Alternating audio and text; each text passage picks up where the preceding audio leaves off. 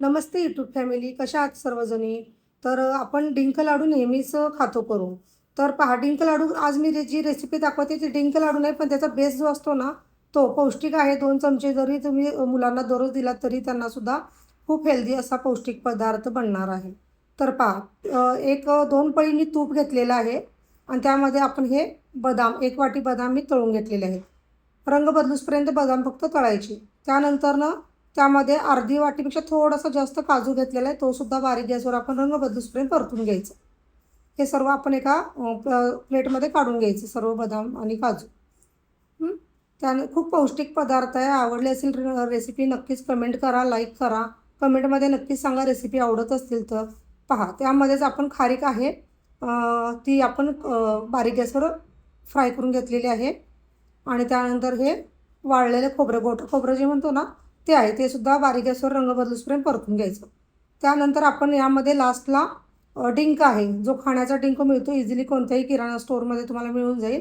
खाण्याचा डिंक असतो, मुलांची हाडे बळकट करण्यासाठी किंवा आपल्याला मोठ्यांनासुद्धा चालतो.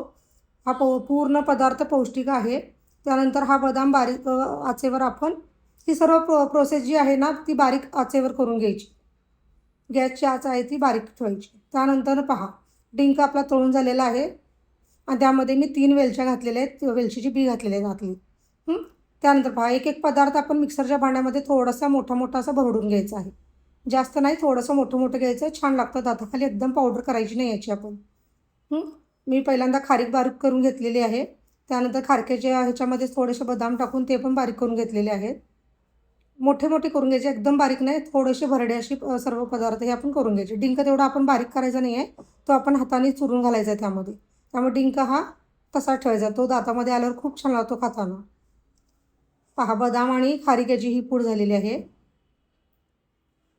त्यानंतर आपण यामध्ये घालायचं आहे हे जे खोबरं आहे ते काजू आहेत ना तळलेले, ते घालायचं आहे.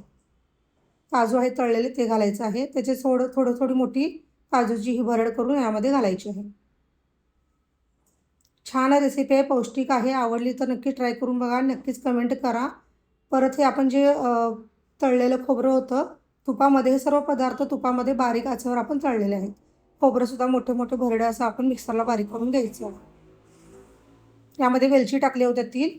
हवा असेल तर तुम्ही पौष्टिक म्हणून खसखससुद्धा टाकू शकता, ते पण छान लागतं चवीला. पहा, ही अशी भरड तयार झालेली आहे आणि आता यामध्ये आपण जो डिंक आहे ना तळलेला, तो चुरून घालायचा यामध्ये. आणि डिंक तळल्यामुळे तो असा खुसखुशीत होतो, चुरला जातो पटकन. चुरलेला डिंक असा आपण यामध्ये टाकून घ्यायचं आहे. रेसिपीमध्ये प्रोसेस पूर्ण दाखवली आहे, त्याप्रमाणे तुम्ही नक्कीच करून पहा. खूप पौष्टिक हेल्दी अशी रेसिपी आहे. आवडली तर नक्कीच कमेंट पण करून मला सांगा तुम्ही बनवले असेल तर. पहा, पूर्ण डिंक याच्यामध्ये चुरून घातलेलं. यामध्ये थोडासा गोडसरपणा यावा आणि कॅल्शियम मिळावं म्हणून मी अर्धी वाटीपेक्षा थोडासा गूळ कमी घातलेला आहे यामध्ये. तुम्हाला हवं असेल तर तुम्ही घाला, नाही तर स्किप करू शकता. आणि हे सर्व मिक्स करून घ्यायचं.